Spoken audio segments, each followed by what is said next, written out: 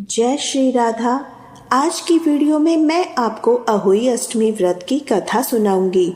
तो कथा सुनने के लिए हम गणेश जी को अहोई माता को तिलक कर देंगे। जो भी कथा सुन रहे हैं सबको तिलक करेंगे। उसके बाद अपने हाथों में गेहूं के दाने या चावल के दाने लेकर हम अहोई अष्टमी व्रत की कथा सुनेंगे। तो चलिए अब मैं अहोई अष्टमी की व्रत कथा को सुनाती हूँ। एक बार एक गांव में एक साहूकार रहता था।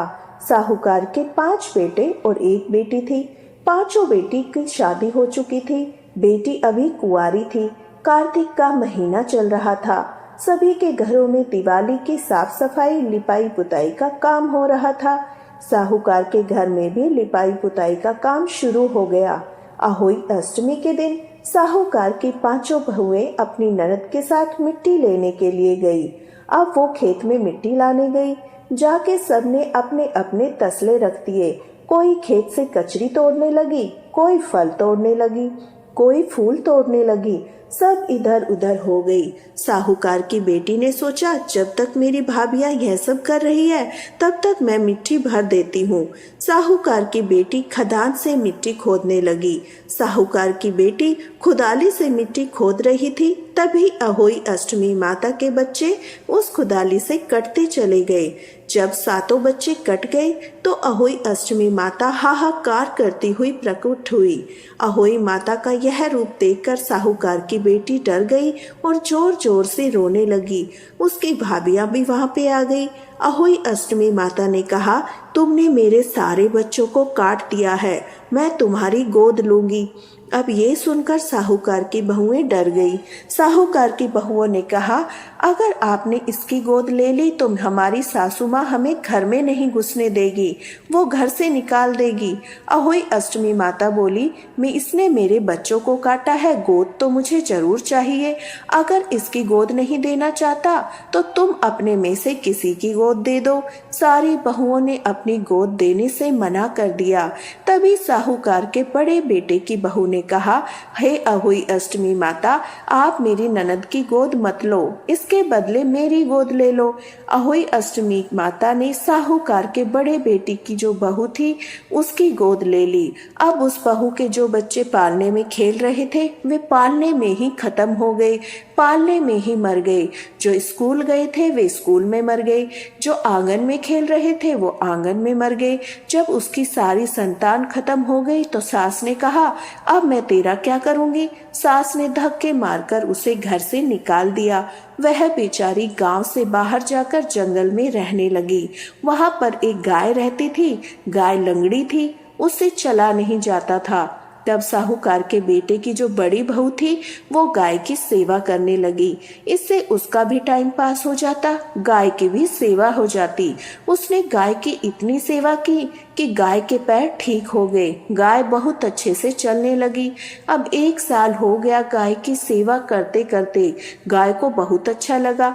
गाय ने उसको कहा, बेटा तूने मेरी बहुत सेवा की है, तू मांग, क्या मांगना चाहती है, मैं तेरी हर इच्छा को पूरी करूंगी। जो गौ माता थी वो शाहू माता थी। अहोई अष्टमी माता जो है वह शाहू माता की सहेली है। तो साहूकार के बेटे की बहू ने कहा, हे शाहू माता, अगर आप मेरी सेवा से प्रसन्न हैं तो मेरा बस एक काम कर दीजिए। अहोई अष्टमी माता ने मेरी गोद ली है, आप कृपा करके वो गोद वापस दिला दीजिए, क्योंकि अहोई अष्टमी माता आपकी सखी सहेली है, आपका कहा वो नहीं टालेगी। तो आप कृपा करके बस मेरी गोद मुझे वापस दे दीजिए। तो शाहू माता साहूकार के बेटे की बहू को लेके अहोई अष्टमी के घर चली गई। घर गई तो अहोई अष्टमी अपनी सहेली को देख के बहुत खुश हुई। अहोई अष्टमी माता बोली, आज तो तुम बहुत दिनों में आई। अहोई अष्टमी माता ने चांदी का पीढ़ा बिछाया और सहेली को बैठने के लिए कहा, लेकिन शाहू माता ने बैठने से मना कर दिया। शाहू माता ने कहा, आज मैं तुमसे कुछ नहीं मांगने आई हूँ, तुम वचन भरो कि मना नहीं करोगे तभी मैं बैठूंगी। अहोई अष्टमी माता बोली, 1 वचन 2 वचन, तीसरे वचन को ऊकू तो खड़ी नरक में सूखूं। यह कहकर अहोई अष्टमी माता ने वचन भर लिया। शाहू माता बैठ गई। शाहू माता की अहोई अष्टमी माता ने खूब खातिर की। फिर शाहू माता बोली, देख बहन, यह साहूकार के बेटे की बहू है। इसने 1 साल तक दिन रात मेरी सेवा की है, लेकिन इस बहू की गोद तुम्हारे पास है, तुम इसकी गोद वापस दे दो। अहोई अष्टमी माता बोली, अरे तूने तो मुझे ठग लिया। इसकी ननद ने मेरे 7 बच्चों को काट दिया, इसलिए मैंने बदले में इसकी गोद ली है। अब मैं तो इसकी गोद वापस नहीं दूंगी। शाहू माता ने याद दिलाया, तुमने वचन दिया है। अब उसके वचन को याद करके अहोई अष्टमी माता ने जल के छींटे लगाए तो उसके सारे बच्चे जिंदा हो गए। अहोई अष्टमी माता ने उसकी गोद वापस दे दी। उस बहू के सारे बच्चे जिंदा हो गए। जो पालने में थे वो पालने में रोने लगे। जो कोई आंगन में खेल रहा था, कोई स्कूल से वापस आ रहा था, अहोई अष्टमी माता ने उसके बच्चों को जिंदा कर दिया। शाहू माता बोली कि इसकी गोद तो तुमने वापस दे दी, लेकिन ये रहेंगे कहाँ? तब अहोई अष्टमी माता ने अपनी चुटली उंगली से छींटा लगाया और दूसरे वचन में जहाँ तक वह रहती थी, जिस जंगल में, वहां पर एक बड़ा महल बना दिया। फिर शाहू माता बोली, अब ये खाएंगे क्या? तो तीसरे वचन में अहोई अष्टमी माता ने फिर से जल के छींटे लगाए तो पूरा महल अन्न धन से भर गया। अब आया अहोई अष्टमी का दिन तो साहूकारनी ने सोचा, सारी बहुओं ने होई का व्रत किया है, सब पकवान बना रही है, मेरी बड़ी बहू बेचारी यूं ही पड़ी होगी। तो उसने अपनी नौकरानी को कहा, ये थोड़े से पकवान बड़ी बहू को दिया, भूखी प्यासी पड़ी होगी, वह भी बेचारी खा लेगी। नौकरानी पकवान लेकर जंगल की तरफ गई।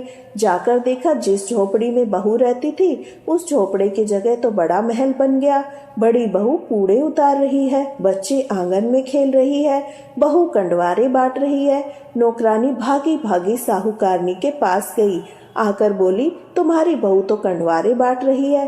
अब साहूकारनी बोली, हे दोरानी जेठानी बोली मारेगी, इस वजह से तो मैंने उसको बेचारी को घर से निकाला था। यह तो 2 जेठानी है, इसलिए बोली मारे, तू तो पैसों की खरीदी हुई है, तू भी क्यों बोली? मारी नौकरानी बोली, ना जी माँ, मैं बोली नहीं मार रही, मैं बिल्कुल सच बता रही हूँ। आपकी बहू तो पूरे उतार के कंडवारे बांट रही है, बच्चे आंगन में खेल रहे हैं। सास तो भागी भागी गई, अपने पोते पोतियों को गले लगा लिया। बोली, बहू क्या जादू टोना करा, ये सब कुछ कैसे हो गया? बड़ी बहू बोली, माँ जी मैंने तो कोई जादू टोना नहीं किया, मैं तो रोज लंगड़ी गोमाता की सेवा करती थी। गोमाता की सहेली है अहोई अष्टमी माता। गोमाता ने अपनी सहेली से कह के मेरी कोख वापस दिला दी। आपने तो मेरे को घर से निकाल दिया था, पर गोमाता ने और अहोई अष्टमी माता ने मेरे पर कृपा कर दी, मेरी कोख वापस दे दी। साहूकारनी बोली, बेटा मैंने तेरे को इसलिए घर से निकाला था, अगर तू घर रहती तो दोरानी जेठानी ताने मारती रहती, तेरा जीना मुश्किल हो जाता, इसलिए मैंने तुझे घर से निकाल दिया था। अब सास ने तो झट से बहू को अपने गले लगा लिया। बहू ने भी अपनी सास के पैर छुए। दोनों सास बहू ने मिलकर खूब कंडवारा बांटा। हे अहोई अष्टमी माता, जैसे आपने बड़ी बहू के साथ पहले की, वैसी किसी के साथ मत करियो, और जैसी उसके बाद में आई, उसके सारे बच्चों की उम्र बढ़ाई, वैसे सबके साथ करियो। इस कहानी को कहते सुनते हुंकारे भरते सब पर अपनी कृपा दृष्टि बनाए रखियो, सबकी संतान की आयु बढ़ाइयो, सबकी संतान की लंबी उम्र करियो, सबको संतान दियो। यह थी अहोई अष्टमी माता की कथा। अब हम एक गणेश जी की कहानी सुनेंगे, तो चलिए मैं आपको गणेश जी की कहानी सुना देती हूँ। एक बार एक गांव में बुढ़िया रहती थी। बुढ़िया रोजाना गणेश जी की पूजा करती थी। रोजाना मिट्टी के गणेश जी बनाती, रोजाना गल जाते, फिर बनाती, फिर गल जाते। अब बुढ़िया के घर के सामने एक सेठ की हवेली थी। बुढ़िया ने जाकर कारीगर से कहा, कारीगर भाई मेरे लिए पत्थर के गणेश जी बना दो। कारीगर बोला, माँ जी जितनी देर में तुम्हारे गणेश जी बनेंगे उतने में तो हम सारी दीवार बना देंगे, हमारे पास समय नहीं है, आप किसी और से बनवा लो। बुढ़िया को बहुत बुरा लगा। बुढ़िया ने मन ही मन सोचा, भगवान करे तुम्हारी दीवार टेढ़ी हो जाए। यह सोच के बुढ़िया अपने घर आ गई। तब गणेश जी तो सारी बातें सुन रहे थे। जैसे ही कारीगर दीवार बनाए, दीवार टेढ़ी हो जाए, फिर से गिरा के दोबारा दीवार बनाए, दीवार फिर से टेढ़ी हो जाए। ऐसे ही दीवार को बनाने गिराने में सुबह से शाम हो गई। शाम को सेठ जी आए। सेठ जी ने कहा, आज कोई काम नहीं किया, तो कारीगर बोले, काम तो सेठ जी बहुत कर रहे हैं, पर दीवार टेढ़ी हो जाती है, फिर गिरा के फिर दोबारा बनाते हैं, फिर टेढ़ी हो जाती है।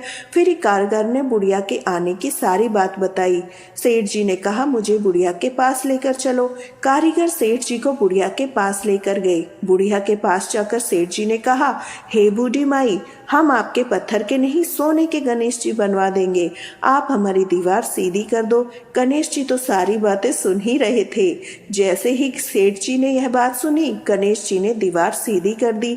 सेठ जी ने भी बुढ़िया को सोने के गणेश जी घड़ा के दिए।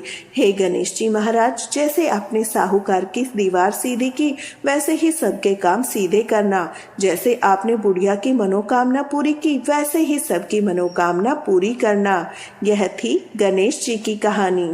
इस तरह से हमारी अहोई अष्टमी व्रत की कहानी पूर्ण होती है।